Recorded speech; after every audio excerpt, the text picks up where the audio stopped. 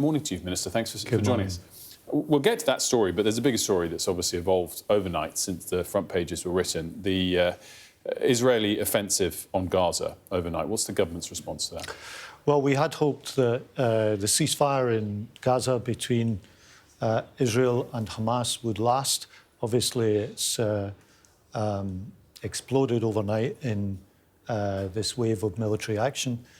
From the point of view of the UK government, we'll use whatever diplomatic influence we have to try to get that ceasefire restored as soon as possible, because, of course, the conflict there, this phase of the conflict there, has now been going on in an intense way for about 18 months. Are we now irrelevant in this particular dispute? The US was notified of this attack before they happened. Do you think Netanyahu is emboldened by US support such that whatever you say or do is irrelevant? I don't believe that's the case. I think the UK has diplomatic influence. Obviously, we work with allies to try to exercise that influence. But I still think that the UK's diplomatic voice counts in the world. And in fact, if I look at the broader international situation, I think that the UK's diplomatic voice is counting in a stronger way in the world now than was perhaps the case a year or two ago.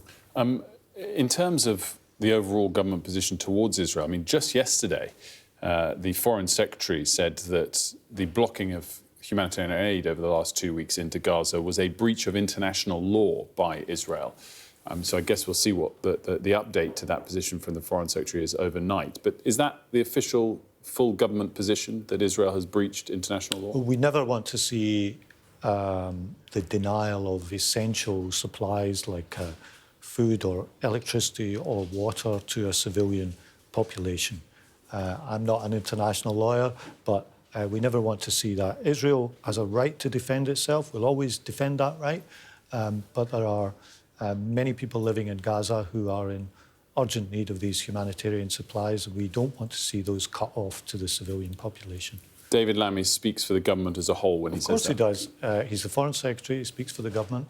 And we'll always be clear that we don't want to see things like electricity or water or essential aid cut off to a civilian population. Today you're announcing some interesting changes, one of which is relating to government credit cards. 20,000 government credit cards in circulation, the spending on which has gone up fourfold on the last 4 years. That's extraordinary. It is, and that's why I've called a halt. So no more credit cards? I wouldn't say no more, but let me just tell you what the situation has been. The number and the expenditure has grown enormously in recent years. It's quadrupled in the last 4 or 5 years. There's 20,000 in circulation. Some of the lines of expenditure that I've seen in these is not justifiable. So what I've done today is called a halt, said that I want these cards rescinded, and that for those who really need them, they'll have to reapply. Now, there are some circumstances where these cards are justified. Foreign Office staff abroad in conflict situations and so on. It's the most convenient way to account for small amounts of expenditure.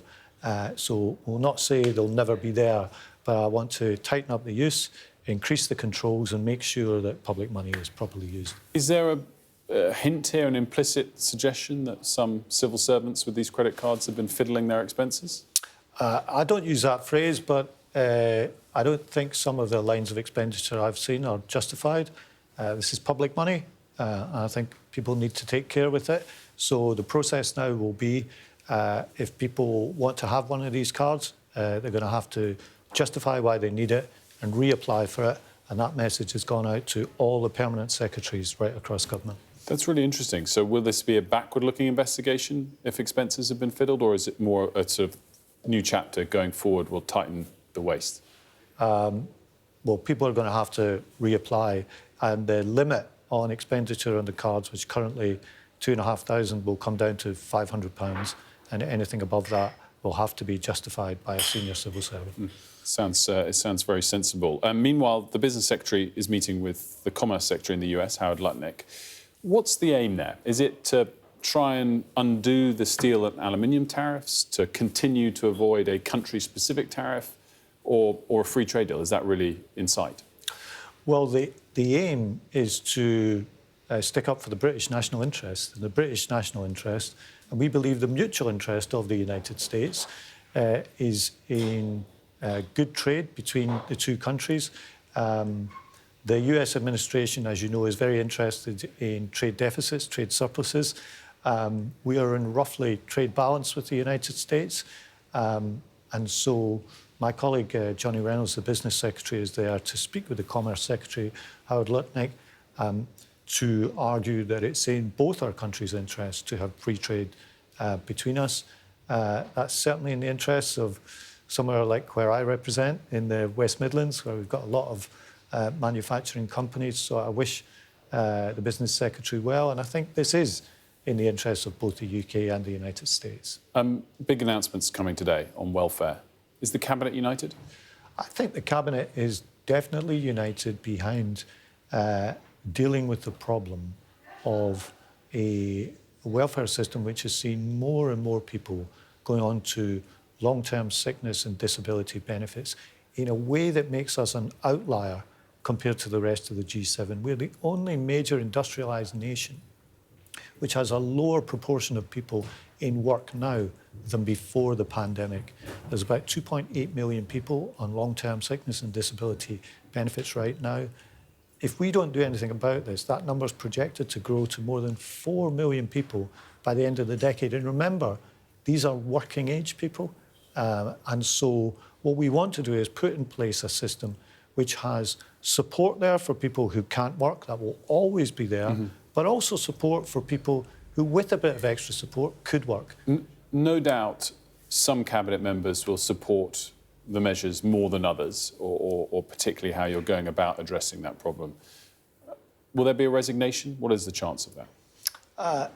Look, I don't see why there should be, because as the party of work, the party of Labour, we want to do everything we can to support people who could work, get into work. And right it's really now, fascinating that you're not sure that there won't be one, but that there's that level of potential disagreement still.